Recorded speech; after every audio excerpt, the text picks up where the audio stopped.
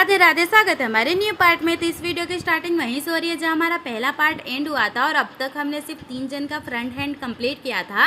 Back का काम बचा हुआ था। उससे पहले हम चौथे नंबर के कस्टमर का वर्क ले लेते हैं क्योंकि अभी उनकी मेहंदी ड्राई नहीं हुई थी। बिकॉज पावर ना होने की वजह से मेहंदी जल्दी सूख भी नहीं रही थी और पसीने की वजह से मेहंदी स्प्रेड भी हो रही थी। तो यहाँ पर मैंने पूरा बैक का काम अपने मन से किया था बिकॉज इनको हाफ हैंड का मिनिमम भी वर्क चाहिए था। वहीं मेरी पार्टनर ने इनके चॉइस के अकॉर्डिंग फ्रंट में काम किया था। जब तक इनका काम हो रहा था तब तक मैं मेरी बहन के पास चली जाती हूँ और यहाँ पे मेरी बहन का भी पूरा वर्क कंप्लीट होने वाला था।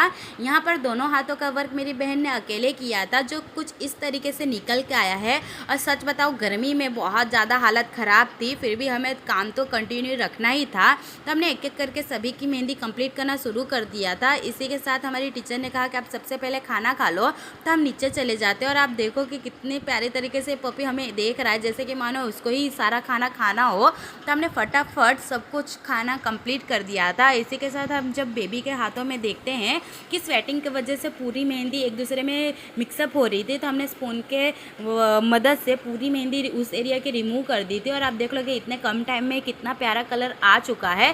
तो यहाँ पे हमने इस प्यारे से पपी के साथ फन करना शुरू कर दिया था। और सच बताओ ऐसा लग ही नहीं रहा था कि ये हमें जानता ही नहीं है। इतनी फ्रेंडली तरीके से हमारे साथ कोऑपरेट कर रहा था जिसकी वजह से हमें इसके साथ खेलने में बहुत ज़्यादा मज़ा आया। इसके बाद हम ऊपर चले जाते हैं और ये हमारी चौथी नंबर के कस्टमर का पूरा वर्क हम कंप्लीट कर देते हैं। और आप देख सकते हैं कि पसीने की वजह से मेहंदी किस तरीके से स्प्रेड हो चुकी है।